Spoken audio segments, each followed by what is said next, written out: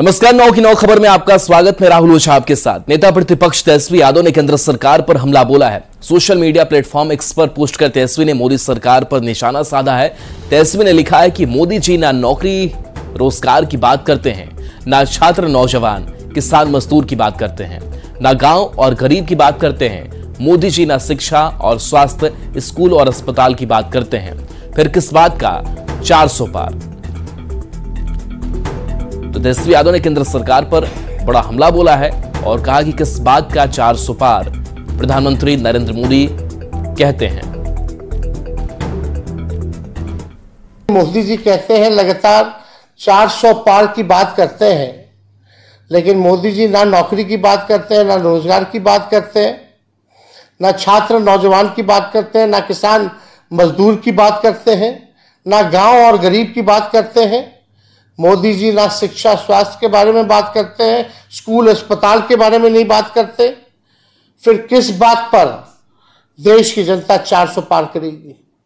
अगर मोदी जी मुद्दे पर बात नहीं करेंगे तो 400 क्या 100 भी पार नहीं हो पाएगा। इसलिए मोदी नहीं, मुद्दे की बात होनी चाहिए। चिराग पासवान हाजीपुर पहुंचे। इस दौरान चिराग पासवान ने चाचा पशुपति पारस के समर्थन पर सवाल उठाते हुए कहा कि मैं अब इन चीजों से आगे निकल चुका हूं। अब मेरा लक्ष्य बिहार की 40 सीटों के साथ साथ एनडीए को 400 के पार ले जाना है।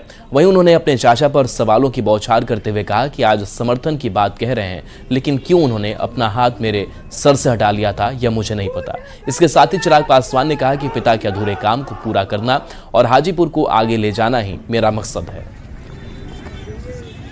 लंबे समय से उन्होंने आशीर्वाद का हाथ मेरे सर से क्यों हटा लिया मुझे नहीं पता था। क्यों मुझे घर से परिवार से मुझे निकाल के बाहर फेंक दिया मुझे नहीं पता था।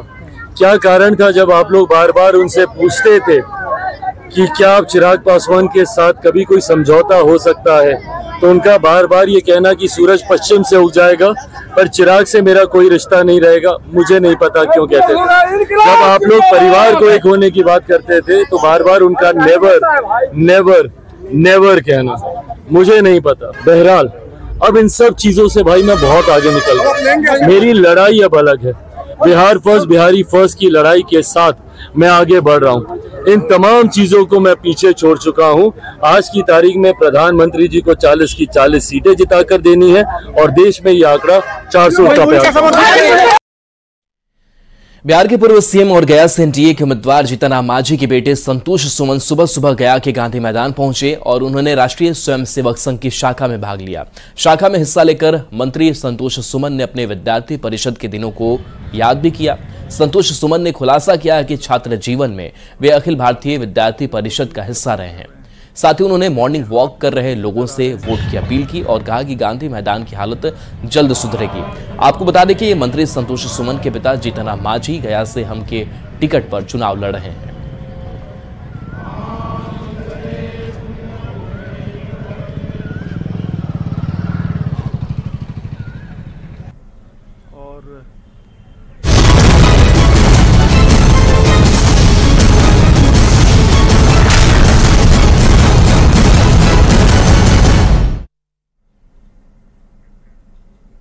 गर्मियों का मौसम शुरू हो गया है। तेज धूप और शुष्क मौसम के कारण हल्की से चिंगारी भी बड़े आग की घटना में बदल जा रही है।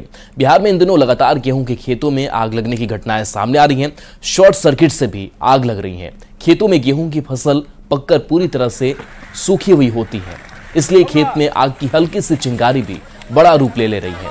ऐसे में किसानों को भारी नुकसान हो रहा है। किसानों की महीनों की मेहनत मिनटों में खाक हो जा रही है। स्क्रीन पर आप 4 अलग अलग तस्वीरें देख रहे हैं। वैशाली, बेगूसराय, बगहा और आरा में भीषण आग लगने से किसानों को बहुत नुकसान हुआ है। आप देख सकते हैं कि किस तरह गेहूं की फसल धू धू कर जल रही है। कई बीघों में लगी गेहूं की पकी हुई फसल जलकर खाक हो गई है।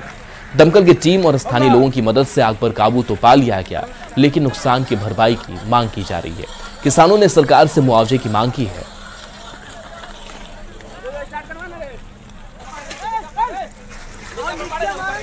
और देखिए, फसल को आग से कैसे बचाएं ये भी जान लेना बहुत जरूरी हो जाता है। तो फसल को लेकर के काफी सावधानी बरतने की आपको जरूरत है। बिजली के तार के नीचे फसल आप नहीं रखें। साथ ही बिजली के पोल के पास भी आप फसल न रखें, क्योंकि वहां आग लगने की संभावना ज्यादा रहती है। रेलवे लाइन से दूर खलिहान को आप बनाएं। इसके साथ साथ खेत में बीड़ी, सिगरेट, हुक्का न पिएं। सूखे घास और फूस का ढेर नहीं रखें।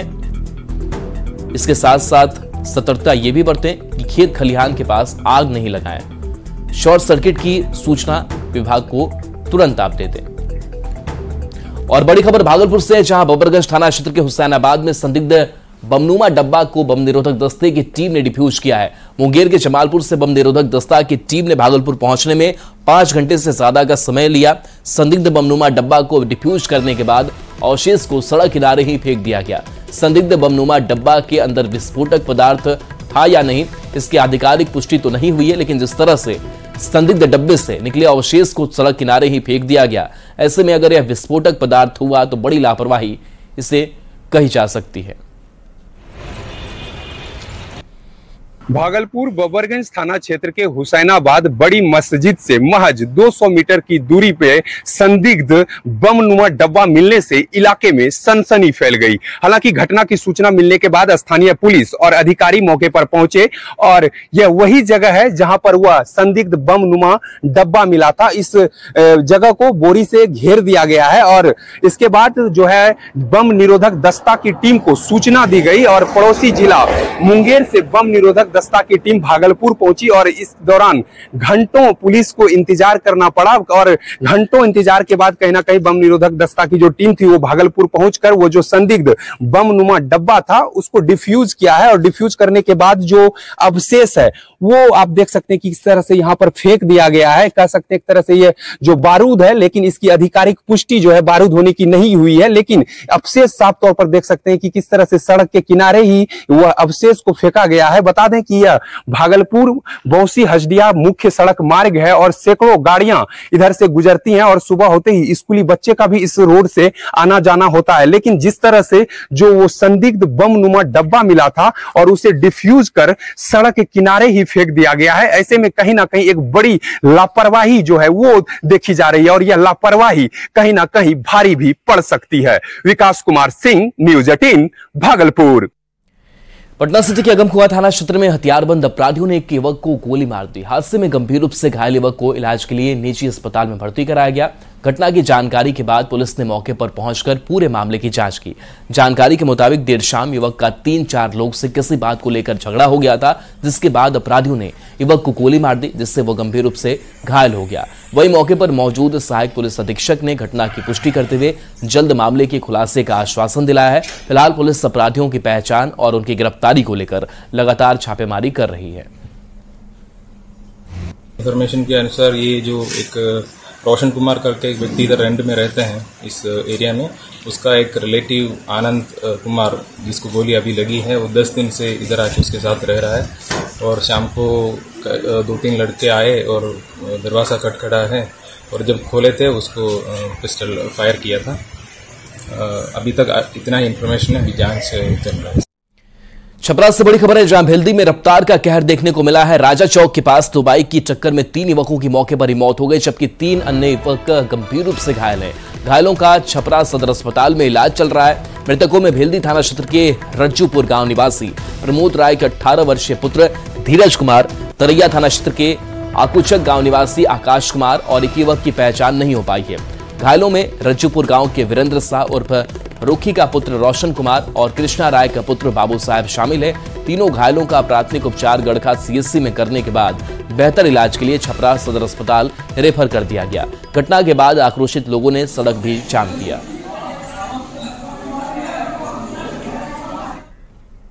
लोकसभा चुनाव नजदीक है और ऐसे में वार पलटवार का सिलसिला भी जारी है। शेखपुरा में आरजेडी नेता रणविजय साहू ने एनडीए पर परिवारवाद का आरोप लगाते हुए जमकर हमला बोला। रणविजय साहू ने कहा कि परिवारवाद का सबसे बड़ा उदाहरण जमुई और नवादा संसदीय क्षेत्र के एनडीए उम्मीदवार हैं। बिहार में तेजस्वी यादव की जरूरत है। बिहार का मुद्दा रोजगार, विकास है, जिसके आधार पर वोट मांगा जा रहा है। साथ ही आरजेडी नेता ने मतदाताओं से जमुई से अर्चना रविदास और नवादा से शरण कुशवाहा को वोट देने की अपील की। इस दौरान आरजेडी विधायक रणविजय साहू का कार्यकर्ताओं ने भव्य स्वागत किया। इससे पता चलता है मुख्यमंत्री जी थक चुके हैं, अब थक चुके हैं, अब उनसे कुछ संभल नहीं रहा है। बिहार मांगता है तेजस्वी यादव, बिहार मांगता है रोजगार, बिहार मांगता है काम, बिहार मांगता है विकास, और हमें लगता है बिहार के एक भविष्य के रूप में माननीय तेजस्वी प्रसाद यादव जी ने 17 साल बनाम 17 महीना का जो लकीर खींचा है, पूरा देश इसको देखने का काम।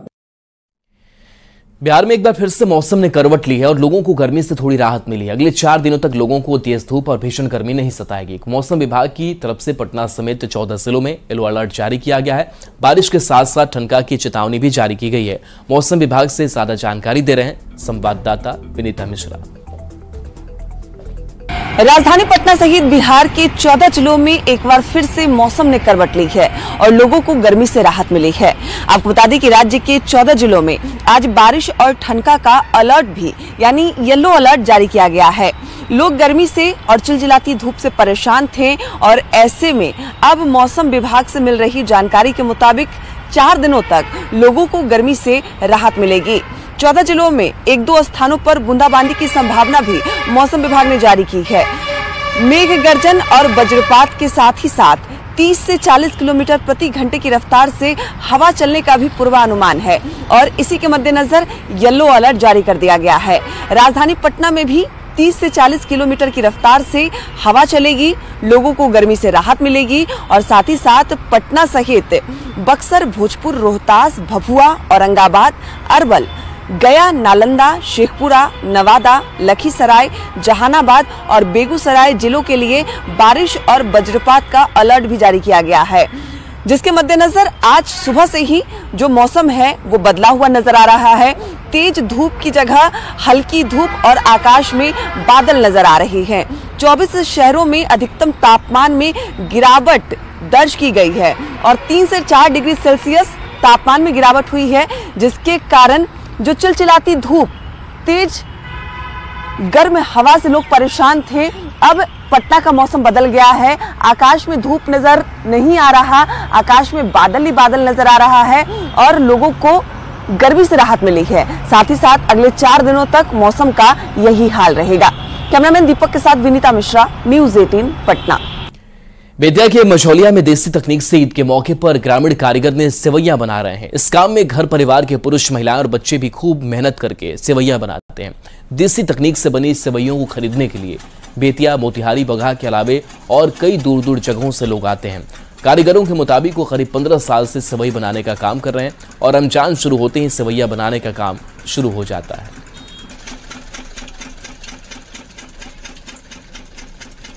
ये ईद के अवसर पे, ये ईद के मौके पे ये 10 दिन पहले से ये स्टार्ट हो जाता है यहाँ पे बनना और देसी तरीके से बनता है और ये ईद के शुभ अवसर पे ही ऐसे होता है। हर साल ये हमेशा के लिए नहीं चलता है और बहुत दूर दूर से लोग आते हैं, बहुत अच्छे क्वालिटी के यहाँ मिलते हैं। मैं आप लोगों को बता दूं कि यह मझौलिया दीवान टोली में सेवई बनता है और लगभग 10-15 साल पहले से बनता है। हालांकि बहुत मेहनत करके ये एक शुद्ध सेवई निकलता है, जिससे लोगों को खाने में कोई तकलीफ भी नहीं होगी। अशोक राजपथ में डबल डेकर पुल के निर्माण के कारण जाम की समस्या से लोग परेशान हैं। ऐसे में जिला प्रशासन ने अशोक राजपथ में 6 घंटे बाद बसों के परिचालन पर रोक लगा दी, क्योंकि निर्माण काम के कारण बसों के परिचालन से स्कूली बच्चे और मरीज भीषण जाम में फंस रहे थे, जिसे देखते हुए नई समय सारणी जारी की गई और उसी समय सारणी के तहत कारगिल चौक से नाइटी चौक तक बसों का परिचालन किया जाएगा। मौके से ज्यादा जानकारी दे रही हैं संवाददाता विनीता मिश्रा। अशोक राजपथ में जाम की समस्या से आम लोग परेशान हैं। कारगिल चौक से लेकर एनआईटी मोड़ तक पूरे दिन जाम ही जाम नजर आ रही है, क्योंकि डबल डेकर पुल का निर्माण कार्य भी चल रहा है, मेट्रो का निर्माण कार्य भी इस रास्ते में चल रहा है। ऐसे में लोगों को जाम की समस्या झेलनी पड़ रही है, जिसके मद्देनजर जिला प्रशासन की तरफ से आदेश जारी कर दिया गया है। जाम से राहत दिलाने के लिए अशोक राजपथ पर 6 घंटे सिटी बसों के परिचालन पर रोक लगा दी गई है। आपको बता दें कि अशोक राजपथ में 6 घंटे सिटी बसों का परिचालन नहीं होगा। साथ ही साथ सड़क पर ई रिक्शा और ऑटो परिचालन एक तरफ जो वन वे बनाया गया है उसी तरफ किया जाएगा, जिसके मद्देनजर जिला प्रशासन ने आदेश जारी किया है। डीएम ने सिटी एसपी को आदेश दिया है कि जो भी इस नियम को ना माने उसके तहत कार्रवाई करे। नए आदेश के मुताबिक अशोक राजपथ पर दिन के 9 बजे से शाम के 7 बजे के बीच सिर्फ 3 बार सिटी बसें चलेंगी, वह भी 1-1 घंटे की 3 शिफ्ट में ये बसें चलाई जाएंगी।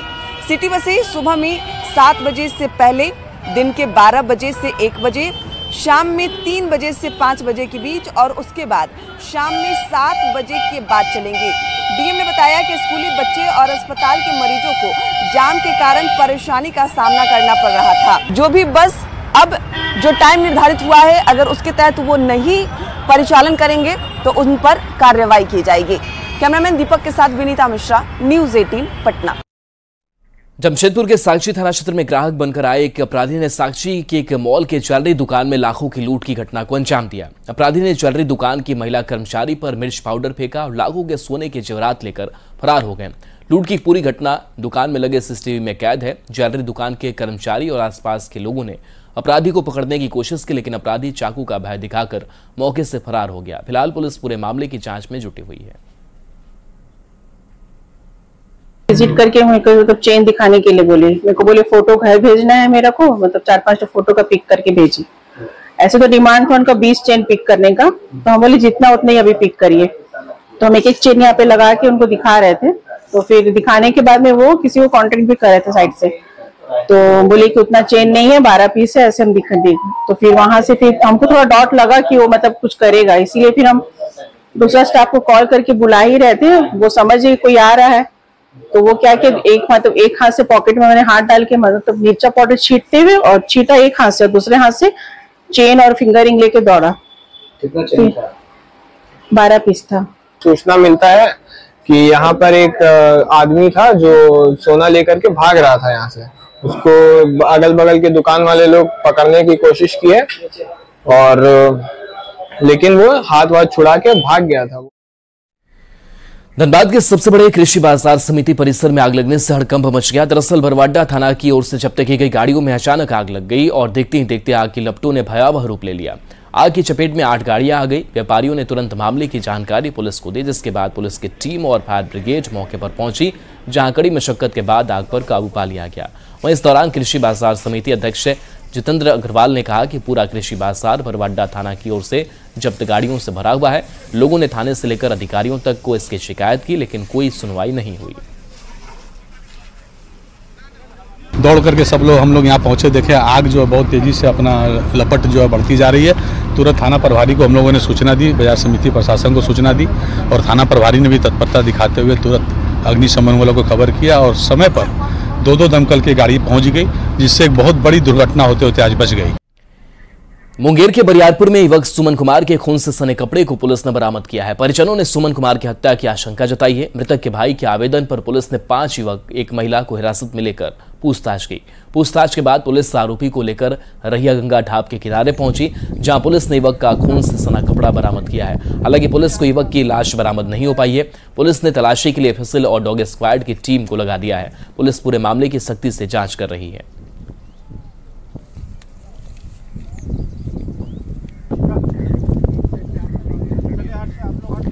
पटना में पुलिस ने 2 अलग अलग मामले में संलिप्त 3 आरोपियों को गिरफ्तार कर लिया। टीएसपी ने बताया कि अपराधी राजा कुमार और साहिल यादव किसी बड़ी घटना को अंजाम देने के उद्देश्य से इलाके में घूम रहे थे। वहीं दूसरी घटना में आरोपी सन्नी कुमार को पुलिस ने इलाके में फायरिंग करने और लोगों के बीच दहशत फैलाने के आरोप में रंगे हाथ गिरफ्तार कर लिया। आरोपियों के पास से 2 पिस्टल, 1 देसी कट्टा, 10 जिंदा कारतूस और 1 मोबाइल बरामद किया गया है।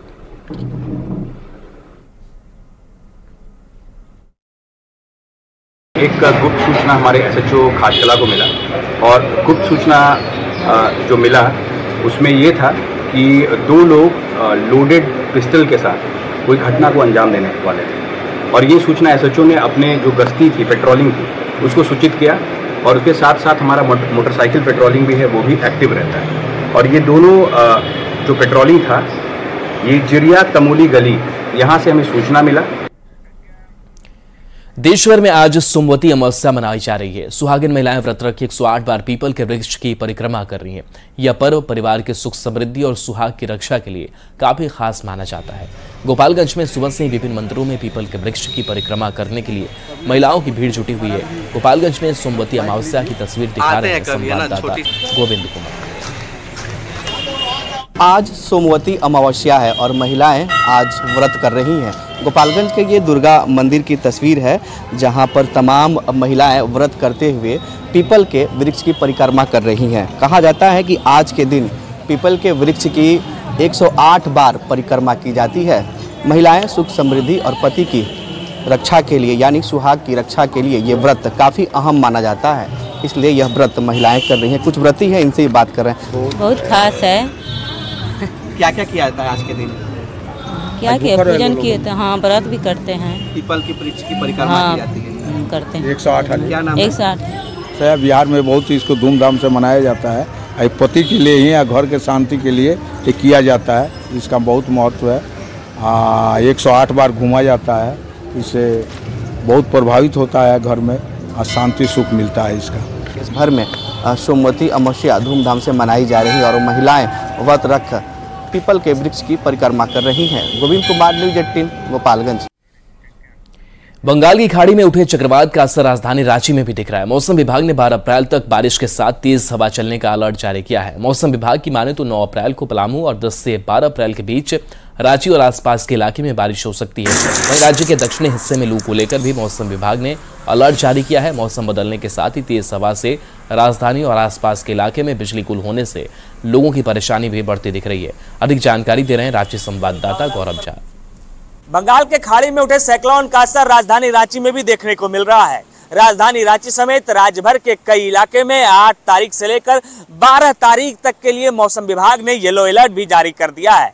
यानी 8 तारीख से लेकर 12 तारीख तक राज्य के कई हिस्से में बरसात हो सकती है। इस बरसात के दौरान तेज गति से हवा भी चल सकती है और हवा चलने को लेकर मौसम विभाग ने येलो अलर्ट जारी किया है। अगर हम मौसम पूर्वानुमान की माने तो 40 से 50 किलोमीटर प्रति घंटा की रफ्तार से तेज हवा बह सकती है और कल इसका असर जब राजधानी रांची में देखने को मिला है तो इस दौरान बत्ती भी गुल रही है। हालांकि मौसम ने जब अपना मिजाज बदला है तो निश्चित रूप से लोगों को गर्मी से राहत जरूर मिलने वाली है, क्योंकि जिस तरीके से मौसम का मिजाज आज से 2 दिन पहले तक था, जिस तरीके से चिलचिलाती धूप से लोग परेशान थे, तो वहीं अब तापमान में भी गिरावट देखने को मिला है। जहां 9 तारीख को गढ़वा के कई इलाके में बरसात की संभावना जाहिर की गई है, तो वहीं 11 और 12 तारीख को राजधानी रांची के कई हिस्से में और आसपास के इलाके में बरसात की संभावना मौसम विभाग ने जाहिर की है। अगर इस मौसम पूर्वानुमान की माने तो इससे पहले अगर तापमान की बात करें तो सरायकेला, खरसावां और उसके आसपास के इलाके में 43 डिग्री से भी अधिक तापमान देखने को मिला था।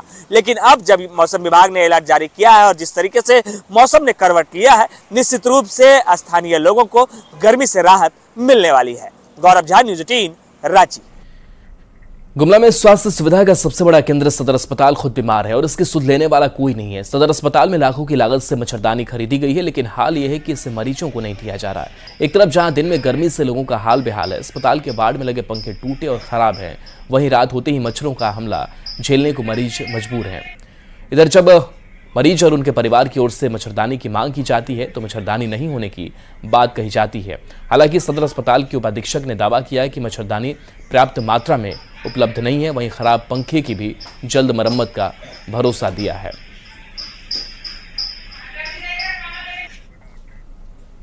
और चलिए न्यूज़ 18 बिहार झारखंड पर खबरें आपके लिए लगातार जारी हैं।